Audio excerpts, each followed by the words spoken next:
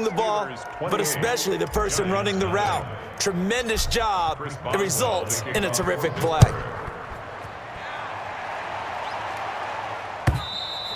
And this will be a touchback as that sails over the end line. Their own 25-yard line.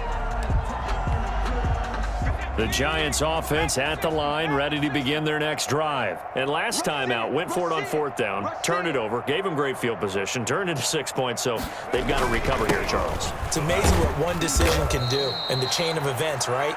The decision to go for it on fourth down. Caused all of that. It caused every bit of it, but it showed confidence. Hey, I've got confidence in you guys. Go pick it up for them. Didn't happen. Also showed confidence in the defense. They didn't pick up their end of the bargain, so now they've got to come back out and start over and rebuild that confidence. Dancing to his left. He's got a man complete. And he gets this to the other side of midfield across the 45 before going out. That one covers 29 yards. First down.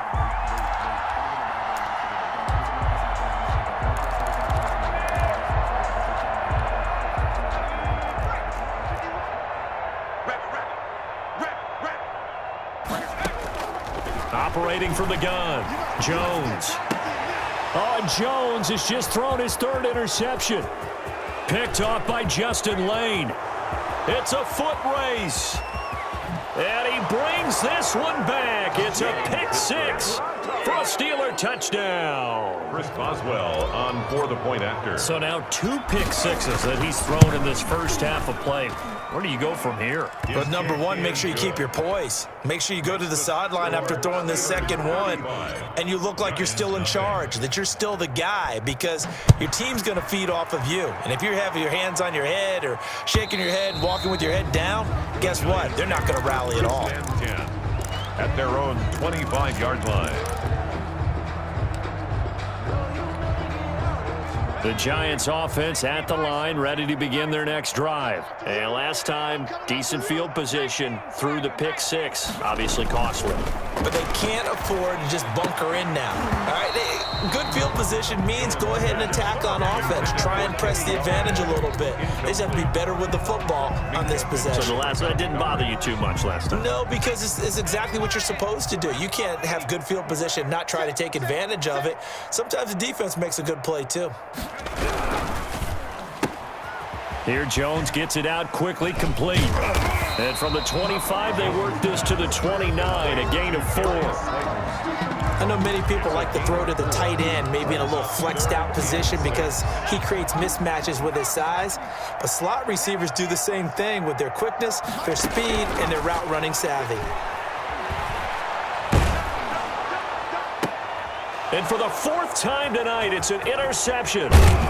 Troy Hill picks it, and he's able to get it back to right around the 27.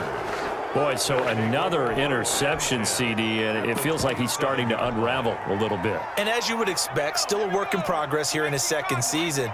He has to start ironing out some of these mistakes, though, because now his head coach, his offensive coaches, they have to evaluate whether you keep playing him and let him work through it, or you start thinking about going to his backup. That one goes for 24 yards. Watch the boot. Check the Viking 18.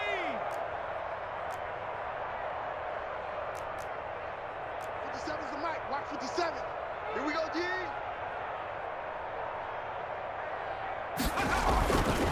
They'll try and run for it on 1st and goal. And he's going to get this back to the 3-yard line and no further. No gain on the play that time, and it sets up 2nd and goal. They'll go again from the 3 here on 2nd and goal. 2nd and goal at the 3-yard line.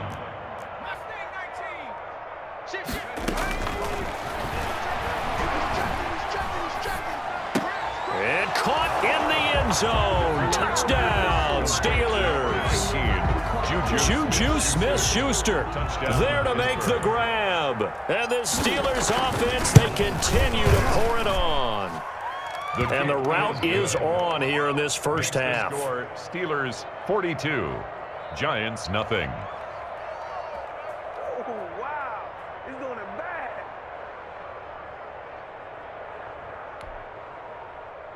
Chris Boswell to kick off for Pittsburgh. Boswell now to kick it away after the touchdown.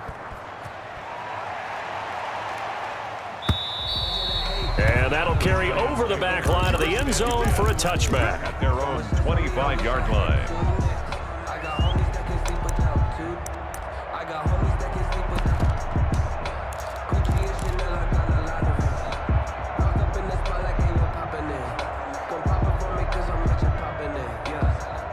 The Giants offense at the line, ready to begin their next drive. And in a spot like this, still more than a minute, I think if you put something on the board before halftime, that would go a long way towards helping them get back into the game. There actually is something to the psychology of the game at times, isn't there? How much better would they feel running into the locker room, as you noted, with something on the board in a positive fashion? You're exactly right. It's a great opportunity to get that done. Now the Steelers use the first of their 3 timeouts as they get the stoppage with a little over 50 seconds to go in the first half. This offense finding its legs now. Here's another 1st and 10. Watch the screen. Hatch it. Hatch it. Dragon 60. From the gun, Jones. And my goodness, another interception. Picked off by Marcus Allen. 20, 10. And he brings this one back. It's a pick 6 for a Steeler touchdown. Chris Boswell on for the ball. Oh, this is becoming tough to watch. I don't know that I've seen 3 pick 6s from the same quarterback in the same game. And I know that many are going to scream at the coach about why did you let him stay out there to throw those. But truthfully, what are the odds that you're going to throw 3 pick 6s in a game? You want to leave them out there so they can work through some of the rough stuff. Take over 1st and 10 at their own 25-yard line.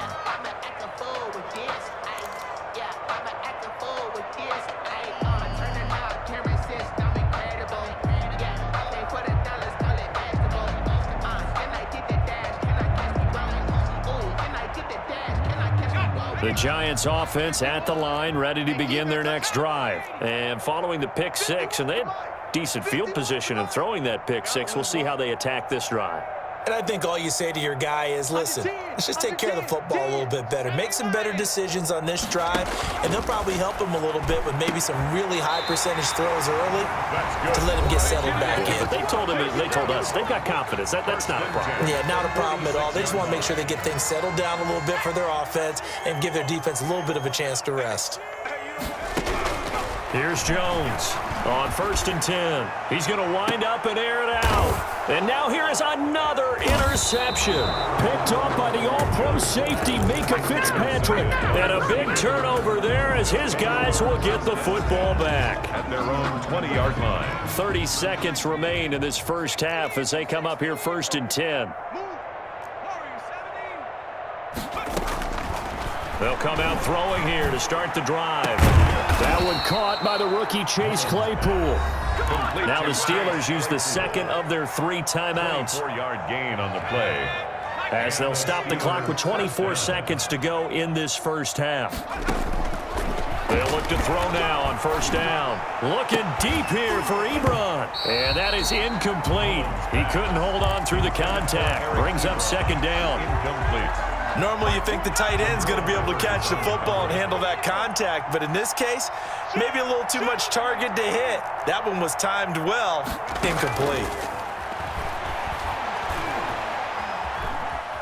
Flush to his right. And a big loss here as he's taken down. Now the Giants will use the second of their 3 timeouts as they stop it with 11 seconds remaining in this first half. And it looks like we've got a dime set here defensively. 6 DBs in the game.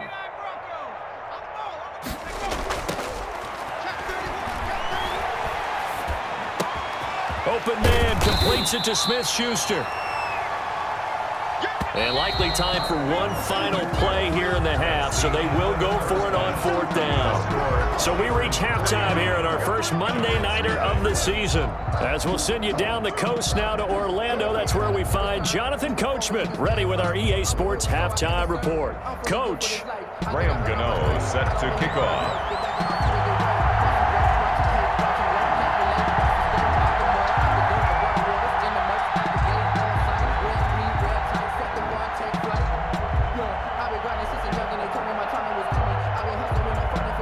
see if week one fatigue becomes any kind of a factor as we are back underway in the second half.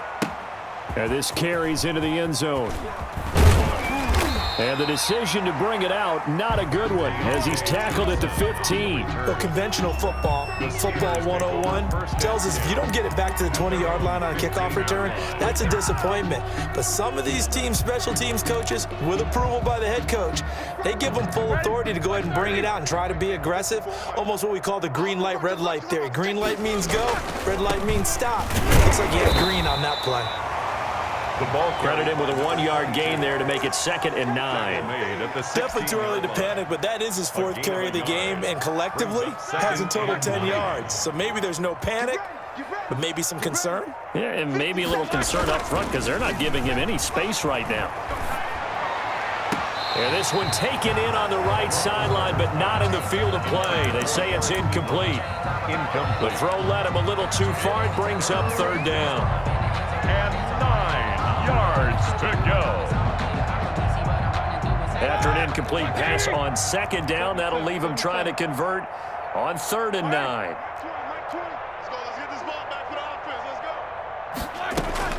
Here's Roethlisberger. Now Ben hit, and he lost the football. It's loose. We talk a lot about setting the tone to start the game. Well, you want to start the tone right in the 3rd quarter as well, and nearly lost a football there in their first drive. And sometimes we overdo it when we talk about halftime adjustments and what teams are going to do. Most of the time, it's just a matter of executing the game plan you brought in. But I'll guarantee you, they didn't draw that play up on the whiteboard at halftime. They're fortunate to retain possession.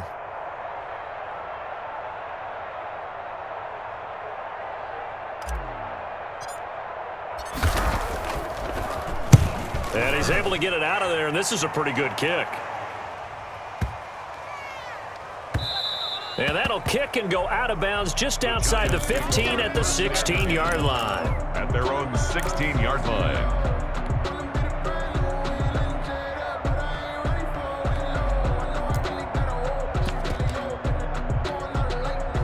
The Giants offense at the line, ready to begin their next drive. And they've sort of lost their way, partner. How do they recalibrate and get this proverbial train back on track? Well, this is where leadership really comes into play. How's the head coach handling it? The offensive coordinator?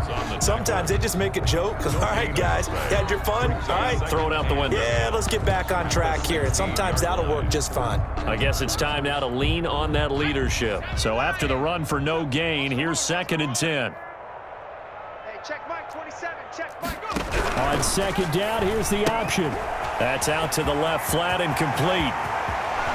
And he'll be out of bounds, but able to get it up past the 45. It'll go as an impressive 31-yard gain.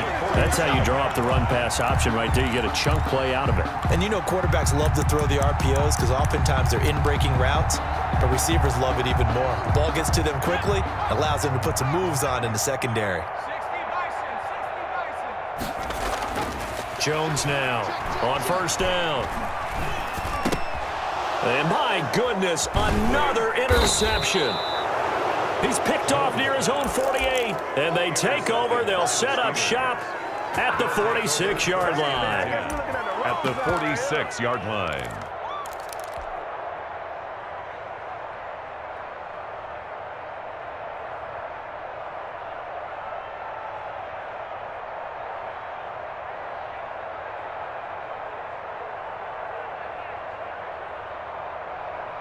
So 1st and 10, and if they score on this drive, might have to start digging in our second half blowout material.